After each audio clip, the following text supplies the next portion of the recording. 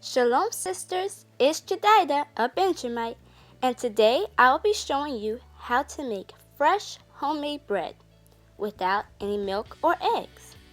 So if you are interested, keep on watching.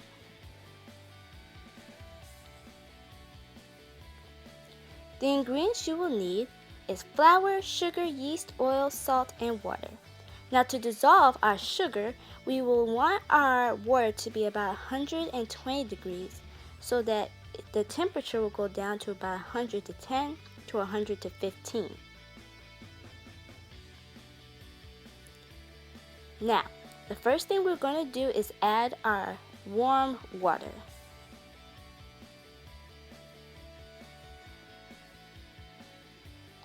And then we're going to add in our sugar. Then we're going to stir it on in.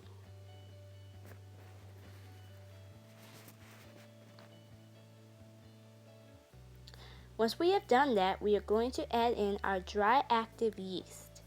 Then stir it in for about a minute.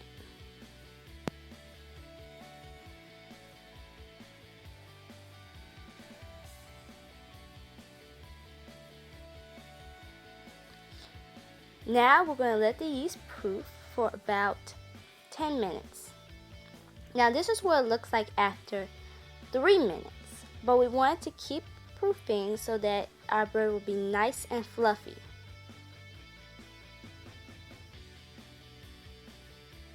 Now I am going to add in my salt and my oil. Now you can use any sort of oil you like. Here I am using olive oil.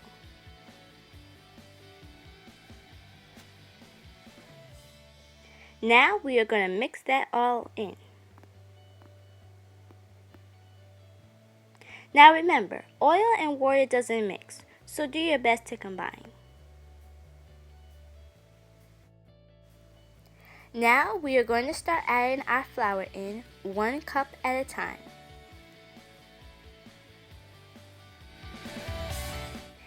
Now I want to show you this attachment that is used for the KitchenAid. It's this attachment where you can pour ingredients in and not get it all over your counter. It's really helpful, especially with the flour, because it flies everywhere.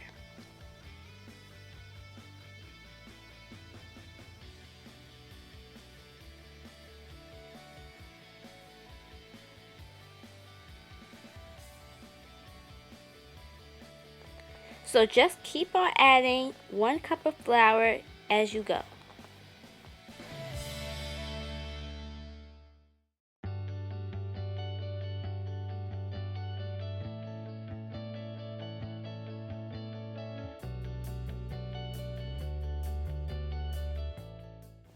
Now I want to show you what about 4 or 3 cups looks like of flour. It's still very sticky, okay? You don't want the dough to stick to your hands at all. So you're going to keep on adding flour at this point and just keep on stirring.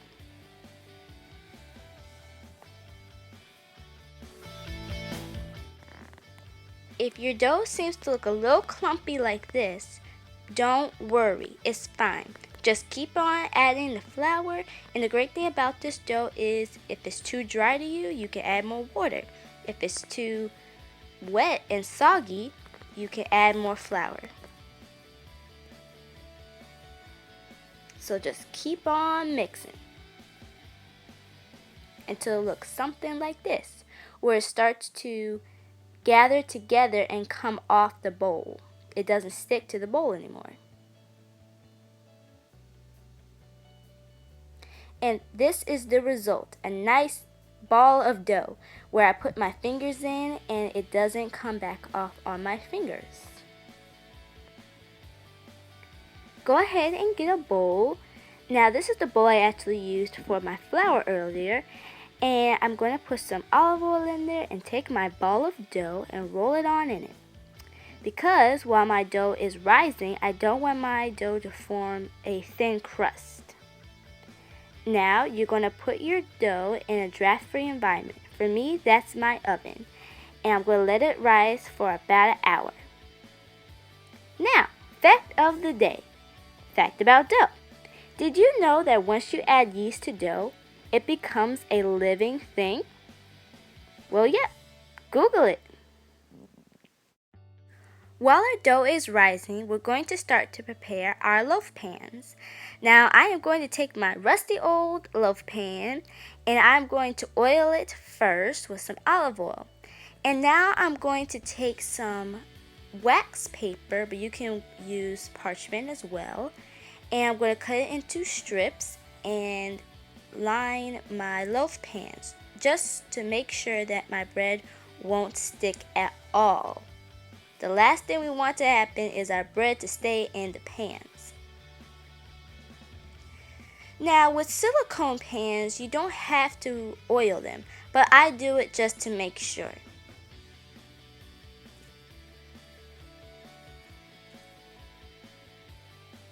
Okay, now this is what our bread looks like after an hour.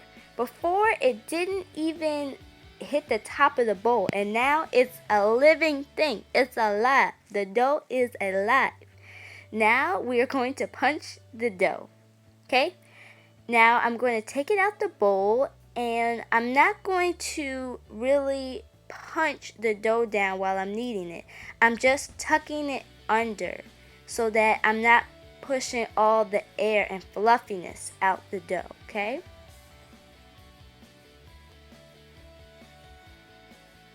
So just keep on tucking under. Tuck and roll under. So I'm going to take now my crusted cutting board, and I'm going to take my dough and I'm going to cut it evenly as possible in half.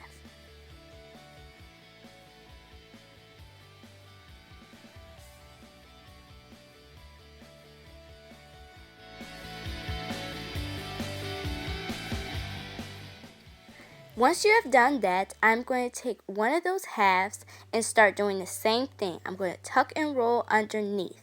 And then I'm going to start stretching the dough so that it'll fit in the loaf pan. Now what I'm doing here, I'm taking the seams and I'm tucking it into itself, just to make sure that when we put it in the loaf pan, we don't want our bread to cook with holes in them.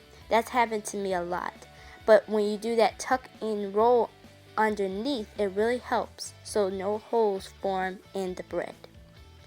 Now I'm going to take my loaves and put them in the loaf pans, and I'm going to keep tucking and stretching to make sure they get in the crevices of the pans.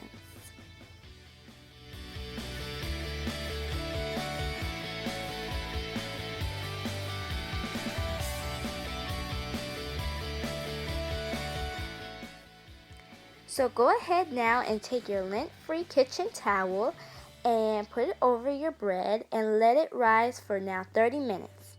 Once your bread has finished rising, you're going to want to bake it at 150 degrees for 30 to 35 minutes.